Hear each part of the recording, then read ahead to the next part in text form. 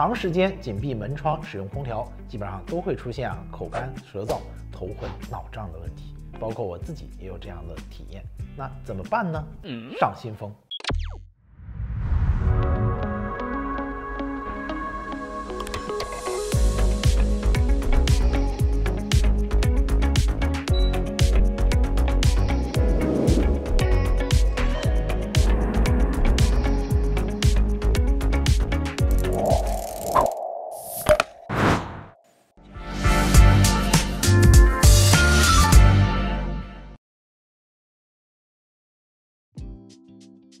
嗨，大家好，我是支电实验室的小陈哥。那据我所知空调行业经历了几代的发展变化。90年代的定频空调是第一代空调，解决的是制冷制热的问题。到了2008年左右，变频空调大行其道，是第二代空调，主要解决节能舒适的问题。而现在最新的一代空调就是新风空调，解决用户智慧健康的需求。那新风空调之所以被誉为新一代空调，是因为它在提供制冷制热功能的同时，更加注重室内空气质量的提升和舒适度的增加，避免一觉醒来口干舌燥、头晕脑胀。同时，新鲜空气替换沉闷的空气，还可以减少室内的异味。那今天我们评测的就是一款 TCL 空调的新一代的新风空调小蓝翼 P7。那在配置和产品功能的进化上都是比较有讲究的。外观上，这台小蓝翼 P7 呢，采用金属拉丝的外壳，银灰配色，显得简洁时尚。材质的选用上呢，也比较讲究。室内机的正面是一块圆形的显示屏，显示空调的运行状态和设定的温度。室内机的配置上采用大面积的导风板和带有13个柔风叶片，一共1222个微孔的扫风百叶。那空气冷风会被小孔打散，风感会更加的柔和舒适。顶部标志性的小蓝翼呢，会缓缓的升起，提示新风功能已经开启了。室内机内置了 TVOC 的气体传感器，可以检测室内的空气质量，实时告诉我们空气质量好不好。好空气呢是可以看得见的。小 T 调好了，调高温度，调高湿度。小 T 调好了，太热了，降低湿度。智能控制还真是比较聪明的。那相比于传统的空调，为什么说新风空调小蓝翼 P7 是新一代的空调呢？我们用下面的实验来给大家去说明一下。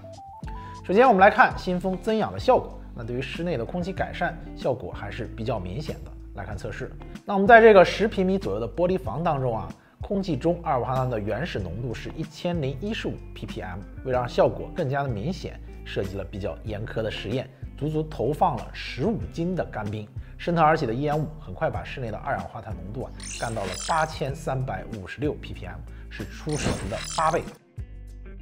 这个时候，我们开启小蓝翼 P7 的新风，调整到最大档位，可以看到用了2个小时的时间，室内二氧化碳的浓度只降到927 ppm， 比我们刚刚开始时候测试的原始浓度还要低。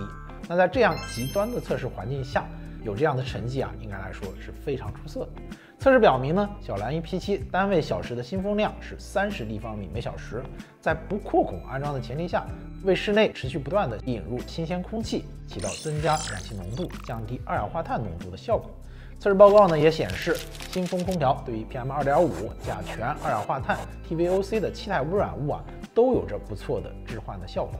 不仅如此，这款小蓝翼 P7 还解决了刚才说过以往空调一个比较影响体验的点，就是制冷制热带来的湿度的优势。新一代空调的新风空调，它的优势呢就来了，它是可以把室外的水蒸气也给搬运进来。那效果到底如何呢？我们来看测试。大家都知道，北方的冬天都是很干的。为了让大家能有一个直观的感受，我们测试玻璃房里的湿度是33.02%，那模拟室外的湿度呢是45%。可以看到，单独开启暖风模式3个小时之后，室内的相对湿度从30%多下降到了25%。而开启新风加暖风或者新风加制冷的模式之后，因为引入了室外的湿润空气，室内的相对湿度呢提升到了40%左右，所以对比的效果还是非常明显的。那对于湿润的南方来说，开启小蓝翼 P7 新风空调之后呢，想要将湿度维持在40%到60%的舒适范围还是比较简单的。测试中我们也发现，这台小蓝 EP7的新风运行时的噪声也有了明显的降低。那我们之前评测了市面上另外一款销量比较好、同样主打静音的新风空调，我们来进行一个简单的对比。可以看到，在相同的运作模式下，两款新风空调最大档位下的噪声差距达到了10分贝。单独开启新风的时候，小蓝 EP7最大档位下噪音39.5分贝。最小档位下仅为33分贝，那在安静的室内其实几乎是听不到声音的。相比于另外一款售价近4000多的新风空调来说，价格更低的小蓝 EP7，它的噪音控制做得反而更好。实际上，空调加新风并不是简单的通一根管路就完事儿了。那这款 TCL 空调呢，对于风道也进行了改进和升级，进气腔呢更像是一个涡壳，调整入流和液道进气角的匹配，从而提升进气的效率。而且呢，还采用了高效多翼的离心风机和双层穿孔降噪的设计。简单来说，就是让新风的气流组织更加的合理高效，并兼顾了降噪的效果。这样呢，就达到安静、舒适、健康。这就是这台小蓝 EP7在整个测试当中给我带来的感受。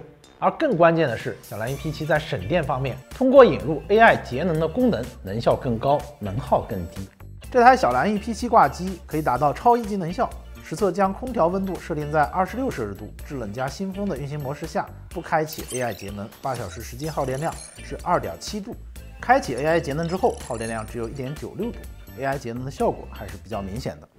相比我们之前测试过的新风空调，这台产品更加节能，噪音更低。而对比只能调节温度的传统空调，无疑它是更加舒适、更加健康的新一代的室内空气解决方案。